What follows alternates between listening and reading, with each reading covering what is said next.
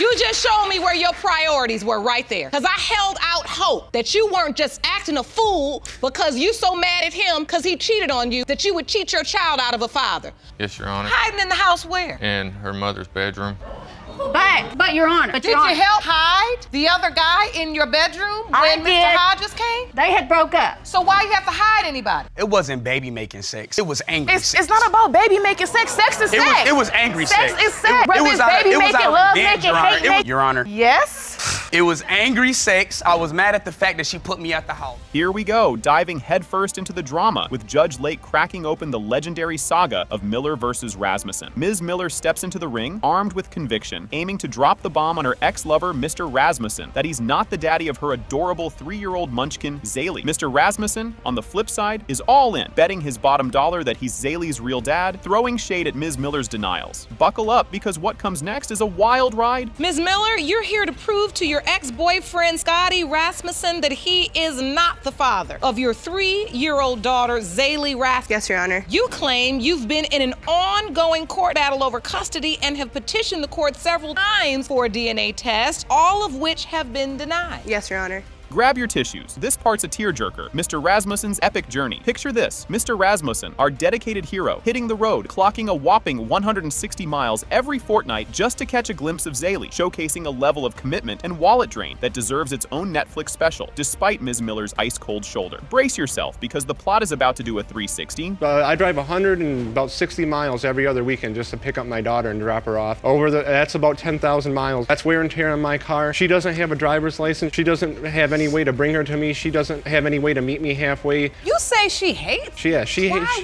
Why does she hate? She hates me because at the end of the relationship, when things got rocky, I'll admit it, I did go to another woman. I'll be the first to admit that. You know, it was my mistake. And then the plot gets juicier. Ms. Miller's twists and turns. Here's where Ms. Miller throws in a curveball, voicing her skepticism about Mr. Rasmussen's paternity claims. She spills the tea that when Zaylee was being knitted in the womb, Mr. Rasmussen was off gallivanting in another state and she was playing house with another chap. Strap in, folks. We're going deeper down the rabbit hole. When she was conceived in March of 2011. He wasn't even in the same state. He was in Vegas. And at that time in March, I wasn't even with him. I was with somebody else because he broke up with me because he cheated on me. I'll be the first to admit it was a mistake. Okay, we've gotten the fact that you two have an on and off relationship that has infidelity woven through. This moment will have your heart doing backflips. Mr. Rasmussen's undying vow. In a tale as old as time, Mr. Rasmussen gives us the lowdown on his unwavering dedication to Zaylee, narrating his sprint to Ms. Miller's side during the drama of childbirth, painting himself as the ultimate knight in shining armor, dead set on donning the daddy mantle. And then, boom, a plot twist that flips the script. Born, so she already had your name. She already had my name. Did you sign the birth certificate? That is correct. Your name's on the birth certificate. I have Jerome, that right. Will you hand me that, please? I have that right here. My name is. I was at the birth. I was at every single doctor's appointment. When Zaylee was born, you were at a doctor's appointment. I was at home because I had to work that day. I was at my job as a cashier. Hold on to your hats for this bombshell. The great feature showdown. Mr. Rasmussen steps up, armed with childhood snaps of himself, laying them side by side with Zaylee's, in a bid to draw lines of resemblance that would make a detective proud, all while Ms. Miller shakes her head in disbelief. The next revelation is a real mind bender. The more I started noticing more of her features, the more she started looking like the other guy. She looks exactly like I did when I was 3 years old. I have a picture of me when I was 3 and a picture of her from just the other day. Let me see that. Will you hand that to me, Jerome? Believe it or not, when I was 3 years old, I had blonde hair. And so this is a picture of Zaylee on the left and you, as a child, Mr. Rasmussen, on the right. You'll never see it coming. The jaw-dropping verdict, an emotional roller coaster. The DNA test results are in, and they drop like a bomb.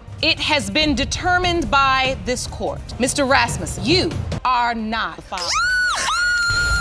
Miss Miller. Be respectful. I'm sorry. Miss Miller. I'm sorry. That's a lot of nerve considering the alternative is somebody that don't want nothing to do with you or your child. I'm sorry. That's a lot of nerve.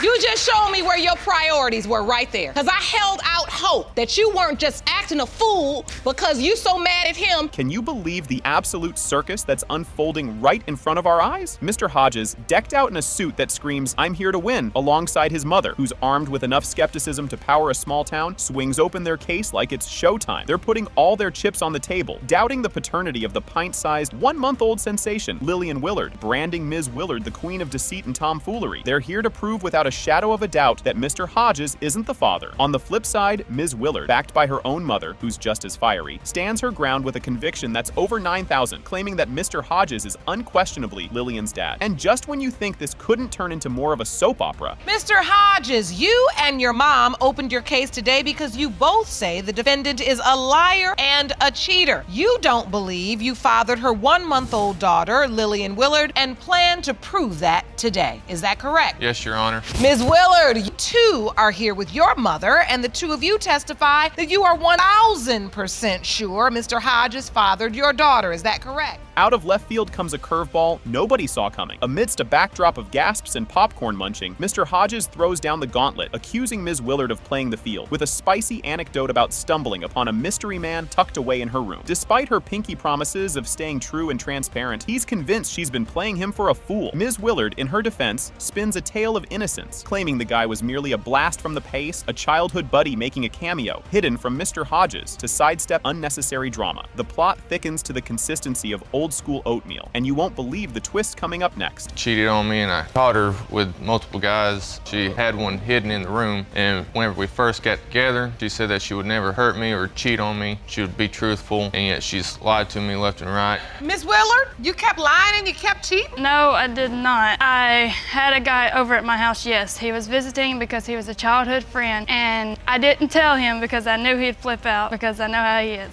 In a plot twist that would make novelists jealous, the courtroom becomes the stage for the bombshell that Ms. Willard was playing house with Mr. Hodges, while still legally hitched to another dude. A juicy piece of trivia that Mr. Hodges was blissfully unaware of. The collective jaw drop could be felt in the next county, throwing a wrench into the narrative of their whirlwind engagement and the tangled web of their relationship history. The maternal units dive into the fray, their involvement cranking up the drama and emotional stakes to soap opera heights. Grab your snacks and hold on tight, because what's about to unfold will leave you picking your jaw up off the floor. You found him hiding in the house? Yes, Your Honor. Hiding in the house where? In her mother's bedroom. But Did you help hide the other guy in your bedroom I when did. Mr. Hodges came? They had broke up So why you have to hide anybody? because she didn't want him to know. She didn't want to hurt him. She didn't want to start no trouble because Harley's got a temper. Well, we was engaged. It was my understanding they had broke up. So were you engaged or were you broken up? We was engaged. We were engaged. Things are getting hotter than a summer barbecue. Ms. Blevins, aka Mama Hodges, in a move that could rival any detective drama, whips out text message receipts of Ms. Willard's rendezvous and fabrications, casting even more doubt on the paternity saga of Lillian. These messages, spicier than a ghost pepper, show Ms. Willard in 4K discussing Lillian's debut into the world and who the daddy might be, with another contender suggesting a plot twist that Mr. Hodges might not be the only chef in the kitchen. This bombshell sends suspicions about Lillian's paternity and Ms. Willard's trustworthiness into the stratosphere. But brace yourselves, because there's more drama on the horizon that's going to turn everything upside down. And you write back, looks that way. Yes, ma'am. So Ms. Willard, were you dating this man and Mr. Hodges at the same time? No, Your Honor. Your Honor, So why is this man saying this? He's giving all these specific details to Ms. Blevins. he was at the hospital when Lillian was. Yes, I was with him at that time. Your Honor, he's saying that. He's saying that because he wants my daughter. I've been through it with this person. When, I think it's in February, right after Christmas sometime, when she didn't even know she was pregnant at that time. The roller coaster of revelations doesn't seem to end. In a courtroom that's now morphed into a stage for Shakespearean twists, Ms. Willard comes clean, admitting to sending Mr. Hodges on a wild goose chase with creative storytelling about Lillian's grand entrance to prevent the crumbling of his marriage fortress. Her confession paints a complex picture of her motives, weaving through her longing for a family unit and her telenovela-esque liaisons with other characters during her pregnancy saga. The courtroom, now doubling as a theater audience, is left scratching their heads, trying to detangle this Gordian knot of fibs to chart a course for Lillian's future. Ms. Willard, this is too much lying. I know. This is just too much lying. Now, I heard about 5 lies already. What is going on? Why are you texting him like the baby isn't born when the baby is born? He's married now, and I just didn't want to break up a marriage when he found out he had a kid by another person. That's it. Just when you're convinced the writers have run out of ideas, the moment of truth arrives with the grand unveiling of the DNA test results. Like I'm being jumped on, basically. Everyone's against me. Do you also feel like you know you're responsible for a lot of what's happening here? Yes, and I take credit for that. It has been determined by this court. Mr. Hodges, you are the father.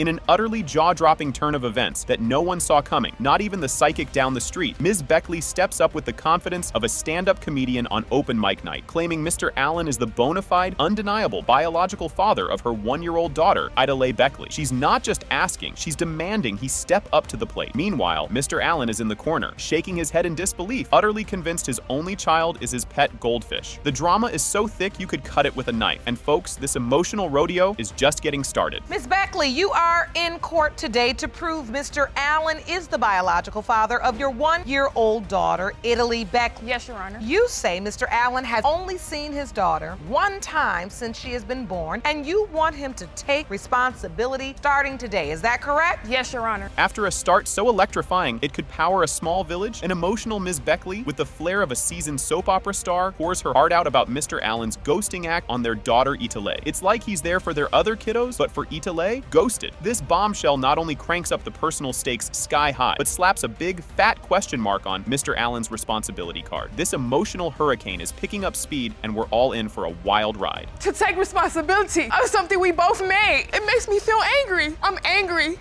She's without a father, you know, and it's terrible that she has to go through that, and I'm raising her on my own. I just feel like you should be a dad to her, because you are her father. And you feel like he's just neglecting your child. Yes, ma'am. He's neglecting her with the other 2 kids we have. As the tension builds up, we're taken on a trip down memory lane to a steamy encounter between Ms. Beckley and Mr. Allen, post a spicy but brief breakup. Mr. Allen, with the conviction of a man who just remembered he left the stove on, admits to the encounter, but insists the paternity timeline is as suspicious as a cat lurking around an open can of tuna. The layers of complexity here could rival an onion, folks. And trust me, it's making everyone cry. Strap in, because this tale is about to twist and turn faster than a roller coaster with a vendetta. We were co-parenting. We were still good friends. That's not true. On Germany's 2nd birthday, he wasn't staying with me, but he ended up coming back on her birthday. We had sex, unprotected. It wasn't baby making sex. It was angry sex. It's not about baby making sex. Sex is sex. It was angry sex. Sex is sex. Whether it's baby making, love making, hate making, it don't matter what type of sex it was unprotected.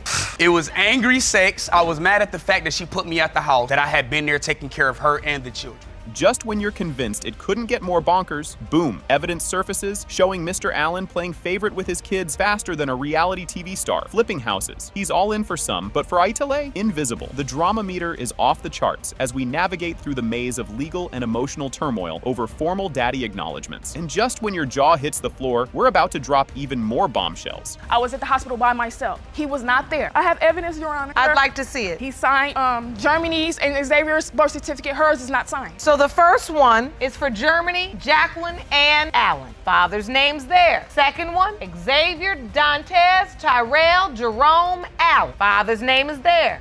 Throwing a curveball into this epic saga, Mr. Allen steps into the spotlight, trying to paint a picture of himself as the victim, sidelined in Italy's life by an invisible force field allegedly put up by Ms. Beckley. It's a tale of missed birthdays and whispered lullabies, folks. But is he the hero of his story or the villain? Grab your popcorn, because this tale of tangled co-parenting webs is about to add another layer of intrigue. The other kids, Mr. Allen, but not spend time with or bond with Italy. Well, Your Honor, I have a question, Shamia, about Italy. You know, I asked, could I speak to her? She say no. You know, I asked when she come, well, while us having a visitation every other week, we have swap and exchange at a police station. You don't bring Italy. Make Italy a factor to my life. She gave If you're denying her, why would I bring her to see you? Just when you thought the air couldn't get any thicker with tension, enter stage left, Mr. Allen's fiancée, Cheyenne Montgomery, bringing with her a whirlwind of rumors and a dash of sass, suggesting there's more to Mr. Allen's paternity doubts than meets the eye. Her tales of Ms. Beckley's so-called escapades add spice to the stew, turning this dispute into a full-blown telenovela. The stakes are at sky-high levels, folks, as we gear up for a climax you won't forget. Before she said anything, Your Honor, she has nothing to do with it. Whatever she says is false and is irrelevant. She don't know me, I don't know her. Okay, let me be the judge of that since I'm the judge. I'm Darius' fiance, Your Honor. She has told Darius that he was not the father. It's been said that she's told another guy he was the father. Okay, y'all got proof of that, and y'all fiancés, where the ring at? Girl, mind your business. Where the ring at, right? You have no business, that's why you're here. Because you worried about, was you in the bed with me and him when we had her? With everyone on the edge of their seats, the atmosphere buzzing with anticipation, the grand unveiling of the DNA test results.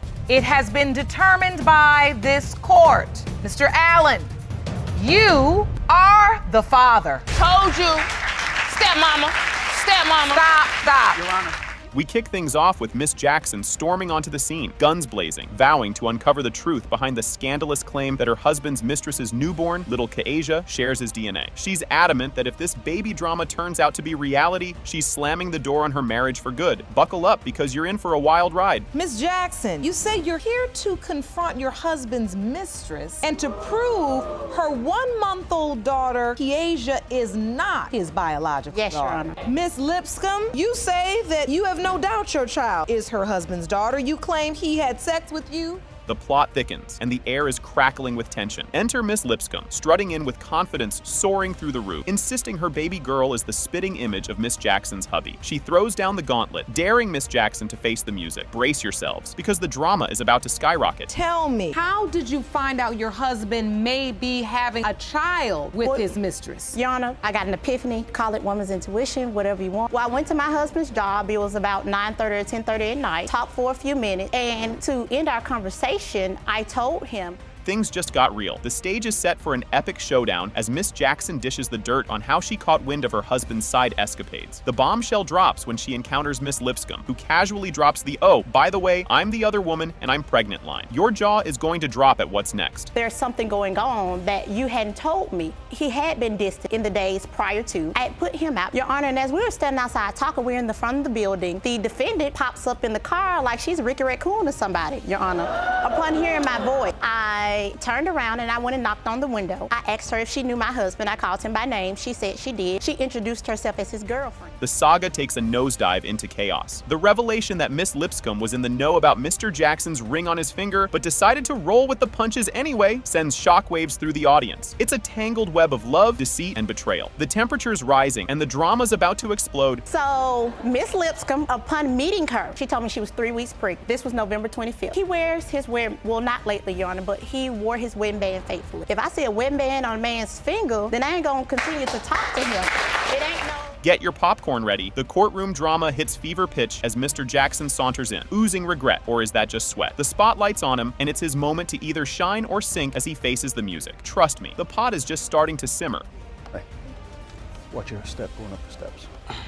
Mr. Jackson, thank you for joining us today. How you doing, Your Honor? I'm still here because I'm listening to a mess. Yeah? I am listening to a situation here. He created it, Your and Honor. you are in the middle of it. Plot twist of the century. Just when you thought it couldn't get any more convoluted, Miss Jackson drops the bomb that she's also expecting Mr. Jackson's bundle of joy. The plot thickens into a veritable stew of dilemmas, leaving us wondering about the fate of their rocky romance. Strap in, because the roller coaster is about to go off the rails. Your Honor, not only have we had conversations, before I didn't deny the child, I went and bought over $900 and some worth for her baby, Your Honor.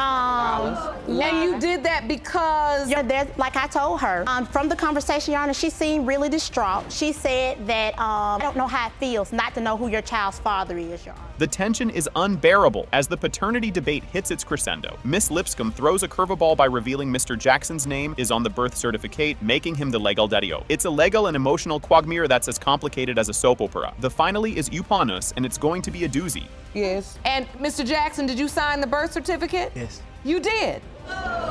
Jackson, you've acknowledged paternity. Yes. Your Honor, that's why the baby was placed on my benefit. She keeps saying that the baby is placed on her benefit. Anything for my placed child. on my benefit, Your Honor. I also have proof of that, Your Honor. Let me see that paper. At which time that child become my dependent as well on my benefit. They have not paid for anything for my child. The grand finale we've all been on the edge of our seats for. In a twist that nobody saw coming, the paternity test results are in. When it comes to 1-month-old Kaasia Jackson, Mr. Jackson, you are not the father.